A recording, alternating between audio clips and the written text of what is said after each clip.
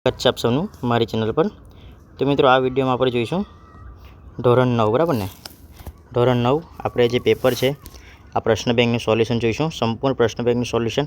ને આ વિડીયોમાં તમને વોટ્સઅપ ચેનલની લિંક પણ આપેલી છે, એમાં તમને બધા જ પરીક્ષાને લાગતા વખતે એકમ કસોટીનું સોલ્યુશન લાગતા વખતે બધા જ પ્રશ્નપત્રનું સોલ્યુશન મળશે। ઓકે, તો એમાં તમે જોડાઈ જશો અને તમારા બધા જ એકમ કસોટીનું પેપરનું સોલ્યુશન મળશે। તેથી તમે શું કરશો તો તમે આ વિડીયોને બધા જ ફ્રેન્ડ સુધી શેર કરો, લાઇક કરો અને સબસ્ક્રાઈબ કરી નાખો। ઓકે, ચાલો મિત્રો, તો આગળ જઈએ આપણે। આ યોગ્ય જોડકા જોડવાનું છે। ઓકે, તો આપણે જોયું તો દાંડી યાત્રાનો પ્રારંભ, બરાબર ને। તો દાંડી યાત્રાનો પ્રારંભ ક્યારે થયો હતો તો 12 માર્ચ 1930, બરાબર। પછી વાઇસરોય કરઝન એને શું કર્યું હતું તો બંગાળના ભાગલા પાડ્યા હતા। પછી જલિયાંવાલા બાગનો હત્યાકાંડ એ 13 એપ્રિલ 1919, બરાબર। પછી ગાંધીજીના આધ્યાત્મિક ગુરુ કોણ હતા તો આપણને ખબર છે શ્રી રામ રાજચંદ્ર। સુભાષચંદ્ર બોઝનો જન્મ તો 23 જાન્યુઆરી 1897, બરાબર। પછી સંયુક્ત રાષ્ટ્રની સ્થાપના તો ઈસવીસન 1945। પછી આપણે જોઈએ તો હિન્દ છોડો ચળવળ 1942, બરાબર। પછી હિન્દુ સ્વાતંત્ર્ય ધારો તો 1947 અને સાયમન કમિશન 1927। અરવિંદ ઘોષ તો ભવાની મંદિર। ઓકે મિત્રો, આગળ જોઈએ આપણે। એમાં આપણે જોવાનું છે કે પ્રાકૃતિક રચનાની દ્રષ્ટિએ હિમાલયની નદીઓ, બરાબર, કેટલા વિભાગનો તો બે વિભાગ પાડવામાં આવ્યા છે। પછી પૃથ્વીની સપાટી આશરે કેટલા તો 71% છે, બરાબર। પછી રાજસ્થાનમાં આવેલું શું આવશે મિત્રો સાંભર સરોવર ખાણાપીણાનું સરોવર છે। પછી બે ક્રમિક અક્ષાંશો વચ્ચે કેટલું તો 111 કિમીનું અંતર હોય છે। ભારતના કયા આવશે તો મેઘાલય રાજ્યમાં સૌથી વધુ વરસાદ પડે છે। નેક્સ્ટ આપણે જોઈએ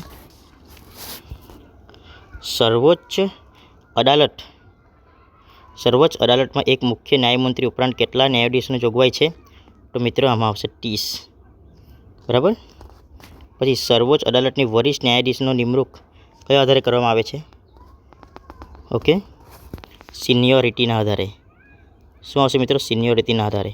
અમદાવાદથી દાંડીનું અંતર કેટલું છે અમદાવાદથી દાંડીનું અંતર 320 કિલોમીટર। ઓકે, બાંગ્લાદેશનો એક સ્વતંત્ર રાષ્ટ્ર તરીકે ઉદ્ભવ ક્યારે થયો તો 1971, બરાબર। પછી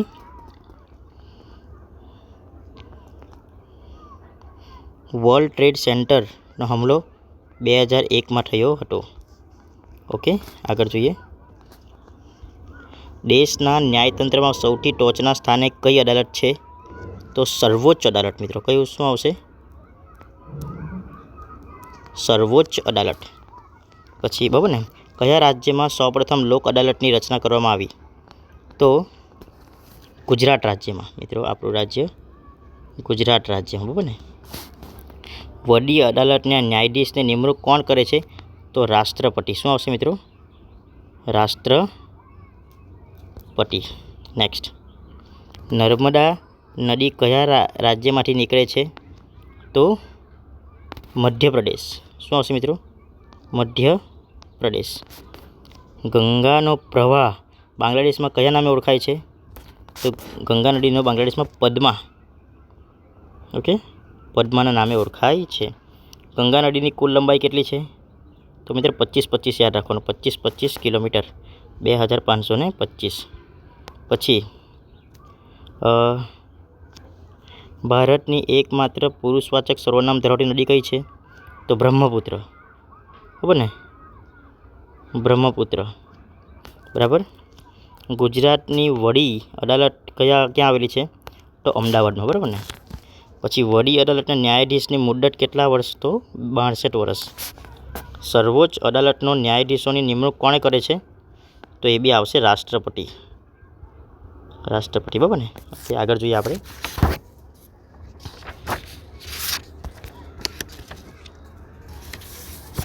ઓકે મિત્રો, નીચે આપેલું ચિત્ર મહાન ક્રાંતિકારી, મિત્રો આ ખબર જ છે, તમને આવડવું જ જોઈએ.